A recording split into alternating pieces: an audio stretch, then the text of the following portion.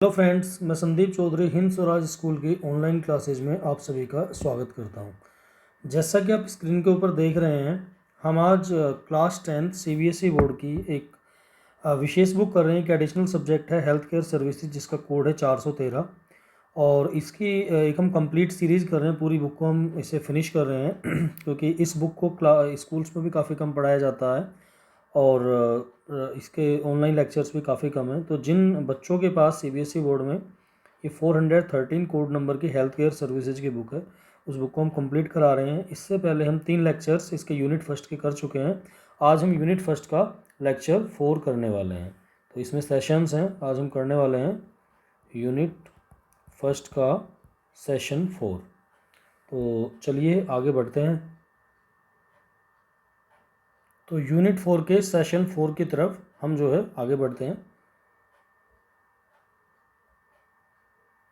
ये हमारी बुक का नाम है हेल्थ केयर सर्विसेज, एनसीईआरटी की बुक है ये।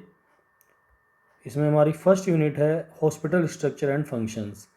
इसके हॉस्पिटल स्ट्रक्चर एंड फंक्शंस की यूनिट फर्स्ट के 3 सेशंस हम कर चुके हैं, 3 लेक्चर हम कर चुके हैं। आज हम अपने 4th लेक्चर की तरफ आगे बढ़ते हैं।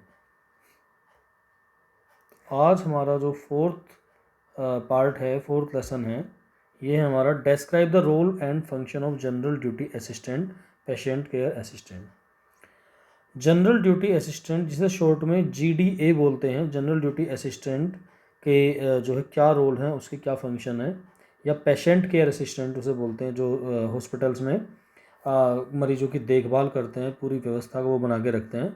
तो उनके क्या क्या रोल्स होते हैं वो आज हम पढ़ने वाले हैं। तो in this session you will learn about the role and functions of general duty assistant. इस सेशन में आप जनरल ड्यूटी असिस्टेंट के रोल और फंक्शंस के बारे में जानोगे। The purpose of health care services is to effectively meet the total health needs of the community. Health care services का जो उद्देश्य होता है, ये वो जो समुदाय है उसके आसपास जो रह रहा है, उसकी संपूर्ण जो हेल्थ से रिलेटेड आवश्यकताएं हैं उनको कंप्लीट करने का होता है। Hospitals play major role in maintaining and restoring the health of the community.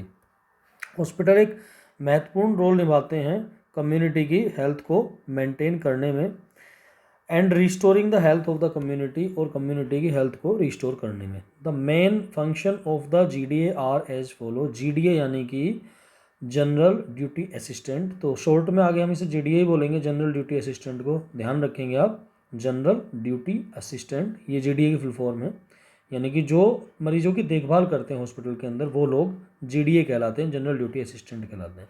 तो उनके मुख्य फंक्शंस क्या क्या हैं? पहला फंक्शन प्रमोटिव फंक्शन, प्रमोट करना। Health promotion is the process of enabling people to, health का प्रमोशन करना यानी कि लोगों को हेल्थ के प्रति अवेयर करना।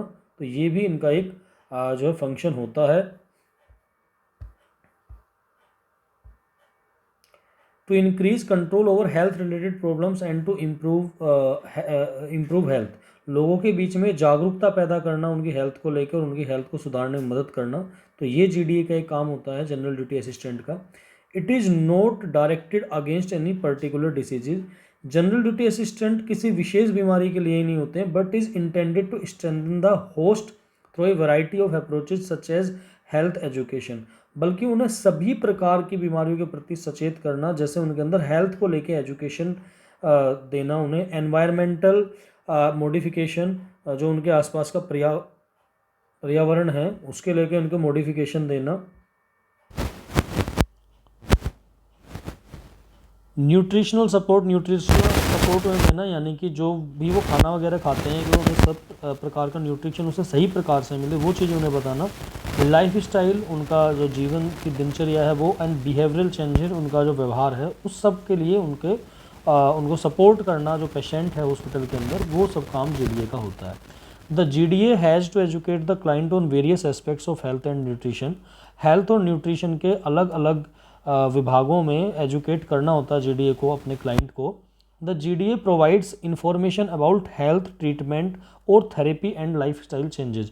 जीडीए पेशेंट को इंफॉर्मेशन प्रोवाइड कराता है उसकी स्वास्थ्य के बारे में, उसके ट्रीटमेंट के बारे में, थेरेपी के बारे में, और उसके जीवन में होने वाले और चेंजेस के बारे में। उसके बाद आते हैं इसके प्रिवेंटिव फंक्शन। प्रिवेंटिव यानी कि बचाव करवाने वाले function. It includes supervision of provision of normal pregnancy and child birth. वो देख रेख करते हैं GDA नॉर्मल प्रेगनेंसी की, जो औरतों के अंदर चाइल्ड बर्थ, बच्चे की बर्थ की, supervision of normal growth and development of child, बच्चे की ग्रोथ और डेवलपमेंट अच्छे से हो सके, नॉर्मली हो सके, वो देखभाल हॉस्पिटल के अंदर वो करते हैं। कंट्रोल ऑफ कम्युनिकेबल डिसीजेज, जो बीमारियां छूने से फैलती हैं, कम्युनिकेबल डिसीजेज होती हैं, छुआछूत की बीमारी, उनको रोकने की जिम्मेदारी उनकी होती है कि हॉस्पिटल में वो बीमारी दूसरे लोगों को आपस में ना लगे। प्रिवेंशन ऑफ प्रोलॉन्ग्ड इलनेस, लंबे समय तक रहने वाली जो बीमारियां हैं उनसे बचाव की जिम्मेदारी उनकी होती है। Provision of health education services, health education की सेवाएं हॉस्पिटल में मरीजों को उन्हें देनी होती हैं। Occupational health services and preventive health checkup, occupational व्यावसायिक हेल्थ सर्विसेज उन्हें लोगों को देनी होती है। और प्रिवेंटिव हेल्थ चेकअप, इस प्रकार के हेल्थ चेकअप करने होते हैं जिससे कि लोगों का बीमारी से बचाव हो सके। फिर इनके आते हैं डायग्नोस्टिक फंक्शन, ठीक करने वाले function. The GDA help the patient and health professional in patient services involving medical, surgical and other specialities and specific diagnostic procedures. GDA मदद करता है मरीज की और बाकी जो हेल्थ प्रोफेशनल डॉक्टर वगैरह होते हैं हॉस्पिटल में इन पेशेंट सर्विसेज, यानी कि जो हॉस्पिटल के अंदर भर्ती मरीज होते हैं उनके लिए उनकी मेडिकल सुविधाओं में, सर्जिकल सुविधाओं में यानी कि ऑपरेशन वगैरह में, और बाकी जो स्पेशलिटीज़ होती हैं हॉस्पिटल के अंदर उन सब में मरीजों की और प्रोफेशनल्स की वो हेल्प करते हैं। एंड स्पेसिफिक डायग्नोस्टिक प्रोसीजर्स, और जो विशिष्ट किसी बीमारी को ठीक करने के प्रोसीजर होते हैं उनको पूरा करने में भी वो उन सब की डॉक्टर्स की और मरीजों की मदद करते हैं। इमरजेंसी सर्विसेज फंक्शंस, इमरजेंसी की सेवाओं में वो काम करते हैं। जैसे अचानक किसी मरीज को हॉस्पिटल के अंदर लाया जाता है तो तुरंत उसे जो इलाज की आवश्यकता होती है तो वहाँ पे भी GDA यानी कि जनरल ड्यूटी असिस्टेंट हेल्प करते हैं। The GDA assist in emergency services, emergency services में भी वो सेवा देते हैं। Required for dealing with accidents, जो हो जाती हैं इमरजेंसी सर्विसेज अक्सर एक्सीडेंट्स में, नेचुरल डिजास्टर, कहीं पे कोई प्राकृतिक आपदा आ गई है जैसे बाढ़, भूकंप वगैरह, तो वहाँ पे भी वो हॉस्पिटल में इमरजेंसी में हेल्प करते हैं। एपिडेमिक्स, कोई महामारी फैल गई है, as per the instruction of health care team members, जो कि हेल्थ केयर टीम मेंबर के इंस्ट्रक्शन के अनुसार वो काम करते हैं। इसके बाद केयर गिवर, वो देखभाल देते हैं अपनी तरफ से। ए GDA meets the clients holistic health care needs, एक GDA जो है क्लाइंट की संपूर्ण हेल्थ केयर जो आवश्यकताएं हैं उनको प्रमोट करता है, उनको हेल्दी रखने के लिए, एंड हीलिंग प्रोसेस, और उसको ठीक करने के प्रोसेस के लिए उसको प्रमोट करता है। The GDA provides treatment for specific diseases, GDA विशिष्ट बीमारियों के लिए ट्रीटमेंट भी प्रदान करता है। And applies measures to restore the emotional and social wellbeing of the client, और अपने क्लाइंट का जो भी उसका मरीज है उसकी इमोशनल यानी कि भावनात्मक और सामाजिक दोनों प्रकार से वो ठीक हो सके उसमें जो वो उसे मदद करता है अपने क्लाइंट को। कम्युनिकेटर, एक कम्युनिकेटर होता है, बातचीत करने वाला भी होता है बीच में। A GDA is required to communicate effectively with doctors, GDA effectively doctor से बातें करता है, नर्सिस से बातें करता है, एंड अदर स्टाफ मेंबर्स और बाकी स्टाफ मेंबर से बातें करता है। देयरफॉर ही या शी, ताकि वो जो है should possess good communication skills, उसके अंदर इससे कम्युनिकेशन स्किल, बातचीत करने की स्किल्स भी अच्छी आ जाती हैं। इसके बाद क्यूरेटिव फंक्शंस होते हैं। It includes treatment of all elements diseases with the help of health care team members. इसके अंदर जो है उसमें सभी बीमारियों को लेके जो है वो हेल्थ केयर मेंबर्स की मदद करता है उसके ट्रीटमेंट में। The GDA assist nurse in treating of elements diseases, और ये नर्स की भी मदद करता है बीमारियों को ट्रीट करने में, उनका इलाज करने में। रिहेबिलिटेटिव फंक्शन, रिहेबिलिटेटिव फंक्शन भी उसके होते हैं। It includes activities related to physical, mental and social rehabilitation. जब मरीज़ हॉस्पिटल के अंदर आता है तो उसका फिजिकली भी वो वीक हो जाता है, मेंटली भी वो वीक हो जाता है, सोशली भी वो वीक हो जाता है, तो उसके अंदर से सारी क्षमताएं दोबारा से विकसित हो सकें तो इसके लिए उनका रिहेबिलिटेशन करना होता है। तो ऐसी एक्टिविटीज़ भी GDA हॉस्पिटल में कराता है कि जिससे मरीज के अंदर फिजिकल, मेंटल और सोशल जो क्षमताएं दोबारा से विकसित हो सकें। The GDA ensures that the client returns to a maximal state of normal functioning, और GDA ये सुनिश्चित करता है, जनरल ड्यूटी असिस्टेंट ये सुनिश्चित करता है कि जो उसका क्लाइंट है, जो मरीज है, वो नॉर्मल फंक्शनिंग के मैक्सिमल स्टेट तक पहुंच जाए, यानी कि ज़्यादा से ज़्यादा वो बिल्कुल नॉर्मल फंक्शनिंग तक पहुंच जाए, जैसा कि हॉस्पिटल में आने से पहले वो नॉर्मल अपने सामाजिक जीवन में था। तो ये हमारा सेशन 4 था यूनिट फर्स्ट का। सेशन 4 की एक्सरसाइज आप ये नीचे दे रखी है, आप आराम से देख के इसे कर लेंगे। क्वेश्चन हम बस एक बार पढ़ लेते हैं क्या है। How GDA can assist in prevention of spread of diseases.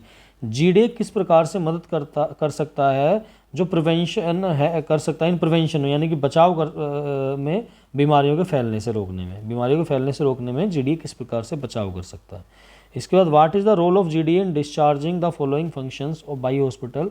Hospital के निम्न फंक्शन में वो किस प्रकार की मदद कर सकता है। Promotive function, curative function, rehabilitation function. तो ये सब हमने क्वेश्चन उसमें देखे हैं अभी एक्सरसाइज में, तो आप वहाँ से ये करेंगे। इसके बाद और जो हमारे क्वेश्चन हैं ये आप देख सकते हैं, प्रिवेंटिव फंक्शन भी उसके बताने हैं हमें। फिर डिफ्रेंशिएट करना preventive and curative role of GDA। और ये कुछ क्वेश्चन है, why is GDA is expected to play so many role and functions. GDA से ऐसी अपेक्षा क्यों की जाती है कि वो हॉस्पिटल में बहुत सारे रोल और फंक्शन निभाएगा। तो इसका आंसर आपको करना है। How a GDA can effectively discharge various functions in A hospital. एक GDA फंक्शन में अलग अलग प्रकार के फंक्शन किस प्रकार से कर सकता है। तो ये सारे क्वेश्चन हैं जिनके आंसर आपको करने हैं। इसके बाद हम नेक्स्ट क्लास में सेशन 5 अपना कंप्लीट करेंगे। तो यहाँ पे ये हमारा लेक्चर ख़त्म होता है। आई होप ये वीडियो आपको पसंद आई होगी। अगर ये वीडियो आपको पसंद आई है तो हमारे चैनल हिंद स्वराज स्कूल को सब्सक्राइब करें। इस वीडियो को ज़्यादा से ज़्यादा लाइक और शेयर करें। अगर आप सब्सक्राइब करेंगे और घंटे के बटन को दबाएंगे तो आने वाली वीडियोज़ के नोटिफिकेशन आपको तुरंत मिल जाएंगे। Thank you.